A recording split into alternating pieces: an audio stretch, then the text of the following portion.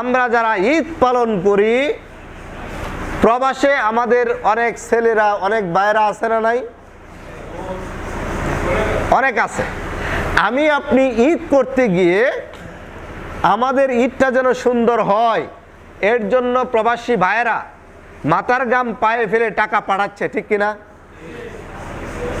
সেই প্রবাসী ভাইদের আপনার ছেলে হতে পারে, আপনার ছোট ভাই হতে পারে, আপনার আত্মীয় স্বজন হতে পারে, যাদের টাকায় আমি আপনি সহজে সুন্দর করে, যাদের টাকার উসিলায় আমরা সুন্দর করে ঈদ উদযাপন করতেছি, ওই ঈদের আগেই তাদের খোঁজ খবর রাখেন। শুধু টাকাটা চায়েন না, প্রবাসীদের কাছ থেকে শুধু টাকা চায়েন না, তাদের কষ্টটা বোঝার চেষ্টা করেন।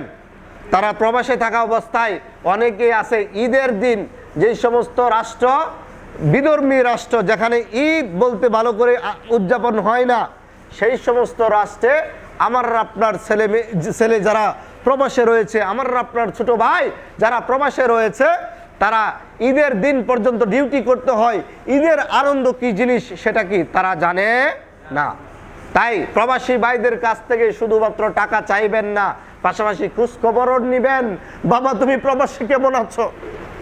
তুমি কি কষ্ট করতেছো? তোমার এই মাথার ঘাম পায়ে ফেলে এই রক্ত জড়িয়ে আমাদেরকে যে হালাল টাকাগুলো দিচ্ছ, তুমি প্রবাসে কি অবস্থায় আছো এটা বলো।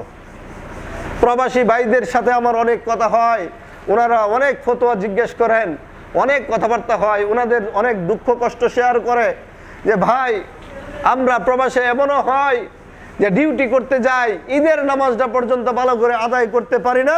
এই দিক দিয়ে আমাদের আত্মীয় স্বজন অধৈর্য হয়ে যায়, আমাদের কাছে শুধু টাকা চাই, শুধু টাকা চাই, আমাদের চোখের ভাষা বুঝতে চাই না। আমি আপনাদেরকে অনুরোধ করব, আজকের আলোচনার, ইফতার মাহফিলের আলোচনার মাধ্যমে আমি আপনাদেরকে অনুরোধ করতে চাই, প্রবাসী ভাইদের খোঁজখবর রাখেন।